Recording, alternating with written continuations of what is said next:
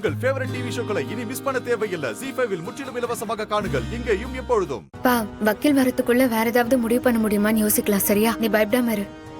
ஏத்தா ஆண்டாளு, நான் என்ன அம்புட்டு கொடுமைக்காரனா? சொல்லுத்தா. ஏத்தா அம்புட்டு பேரு என் மேல இம்புட்டு கோவமா இருக்காங்க? ஐயோ பா, நீ எதுக்குப்பா கஷ்டப்பட்டுட்டு இருக்க? யார் எது சொன்னாலும் உன்னை நான் நம்புறேன், எப்பவுமே நம்புவேன். சரியா? சரிதா, எனக்கு அது போதும் தான். அது போதும். யாரு கட்டின பொண்டாட்டியும் என்ன நம்பல, என்ன பெத்த ஆத்தாலும் என்ன நம்பல. அது கூட எனக்கு கவலை இல்லத்தா. நீ நம்புறல்ல? நீ நம்புறல்லத்தா? அது போதும் தான், அது போதும். உன்னை பத்தி எனக்கு தெரியும், தெரியாதவங்களுக்கு தெரியவும் வைப்பேன். அவ சாதாரண ஆள் இல்லைன்னு நான் சொல்லல. இப்ப எப்படி தெளிவா ஓடி போய் ஒளிஞ்சுக்கிட்டா பாத்தியா? எம்மா காதக பையன் எல்லாத்தையும் பண்ணிட்டு போலீஸே சுத்த வர்றான் பாரு.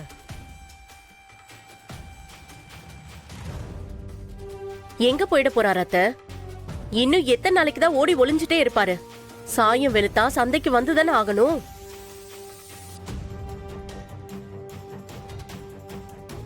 யாரு அப்பா மேல கம்ப்ளைண்ட் கொடுத்தது?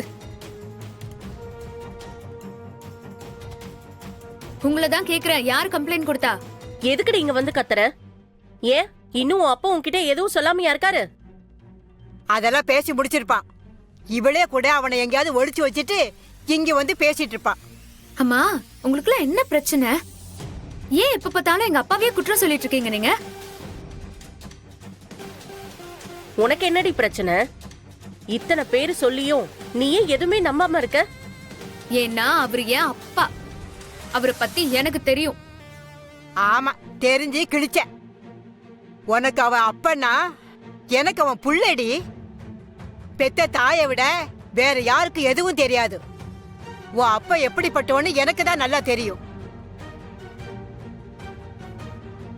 என்னடி முறைக்கிற? நாங்க சொல்றதுதான் உண்மை. உங்க அப்பா சொல்றது உண்மையா இருந்தா எதுக்கு ஓடி ஒளியணும்? தைரியமா போலீஸ் ஸ்டேஷனுக்கு வர வேண்டியதானே? போலீஸ் ஸ்டேஷன்ல சட்ட ஒழுங்கு சரியா இருந்தா நம்பி வரலாம்.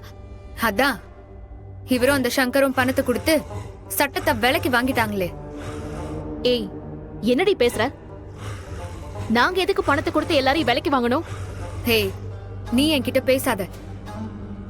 இவங்களுக்கு தான் நான் சொல்றதெல்லாம் புரியல. ஓகே, நீ இவங்க கூட சேர்ந்து ஆடிட்டு இருக்கல.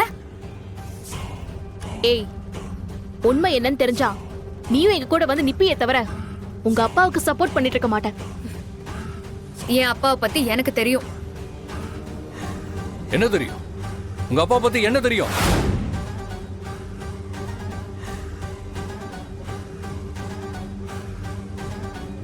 அன்னைக்கு உங்களையும் என்னையும் சேர்த்து வச்சு தப்பா பேசினவர் தானே? அவர் என்ன யோகியமா? உங்க மேல பழி போட்டு எங்களுக்கு என்னங்க கிடைக்க போகுது? அதையே நீங்க புரிஞ்சுக்க மாட்டேங்கிறீங்க.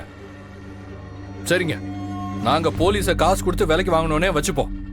உங்க அம்மா, உங்க பாட்டி, உங்க தங்கச்சி எல்லாம் நாங்க என்ன விலை கொடுத்தா வாங்கணும்? அவங்க இங்க வந்து நிக்கணும். அதை யோசிக்கவே மாட்டீங்களா? அதெல்லாம் யோசிக்கவே மாட்டா. அப்படி யோசிக்கிறவளா இருந்தா இந்நேரம் அவர் செஞ்ச தப்பெல்லாம் இவளே கண்டுபிடிச்சு அவரை போலீஸ்ல புடிச்சு கொடுத்திருப்பா. இப்ப கூட நாங்க யாரும் அவர் தப்பானவர்னு சொல்லல, அவர் தப்பு பண்ணிருக்காருன்னு தான் சொல்றோம்.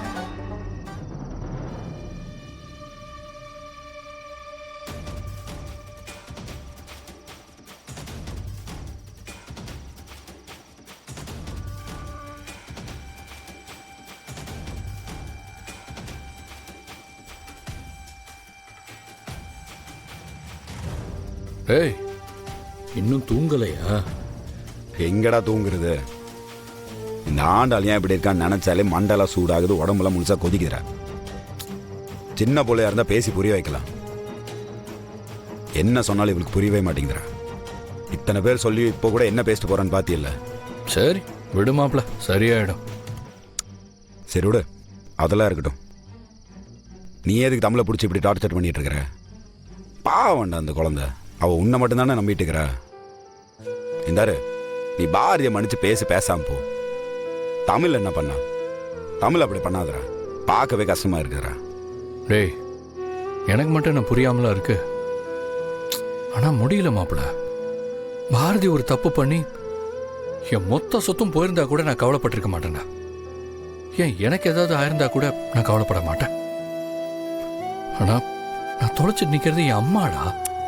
சரிடா, அது பாரதி பண்ண தப்பு தானே. குழந்தைகிட்ட எதுக்கு வெறுப்பு காட்டிட்டு இருக்க நீ? இது உன் குணமே கிடையாதுடா. நானும் உன்னை இப்படி பார்த்ததே கிடையாது. ஏன் புதுசா பண்ணிட்டு இருக்கிற நீ?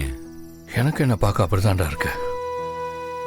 பாரதியை நான் லவ் பண்ணி கல்யாணம் பண்ணேன்னு எல்லாருமே ஈஸியா சொல்றாங்கல்ல. ஆனா எங்களுக்குள்ள ஆரம்பிச்ச எல்லாமே அவ்வளோ ஈஸி இல்லை. நான் பாரதிக்கு நல்ல ஹஸ்பண்டா இல்லையான்னு அது எனக்கு தெரியாது. ஆனா தமிழுக்கு அப்பாவா இருக்கிறதுக்காகத்தான் ஆண்டவன் வாசுவோட இதயத்தை எனக்கு கொடுத்துருக்கான்னு இப்போ வரைக்கும் நான் நம்பிட்டு இருக்கேன். டேய், அப்படி இருந்தும் நான் ஏன் இப்படி இருக்கேன்னு எனக்கு தெரியவே இல்லைடா.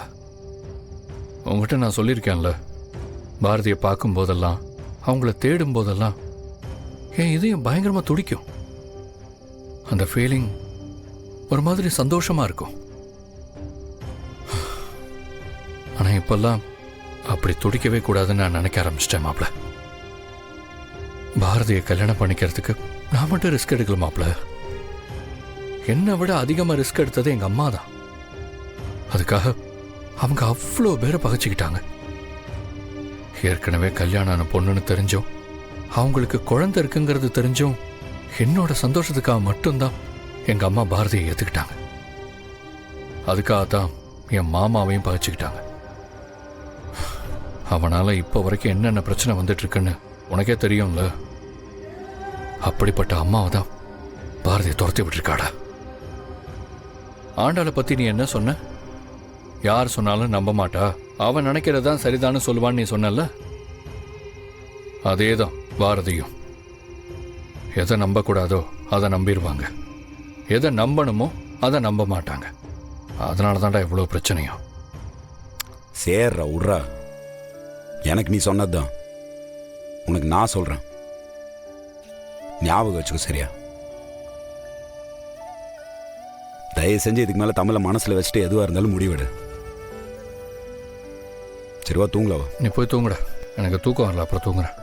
சரி, சீக்கிரம் வா.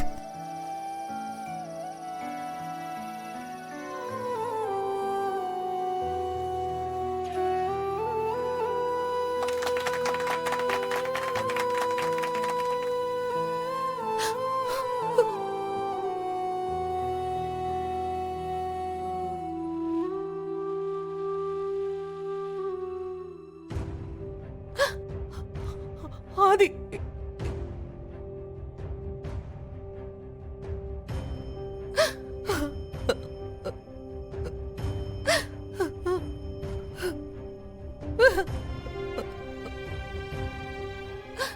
ஜீ5 ஆப்பை டவுன்லோட் செய்து அனைத்து எபிசோடுகளையும் இலவசமாக பாருங்க.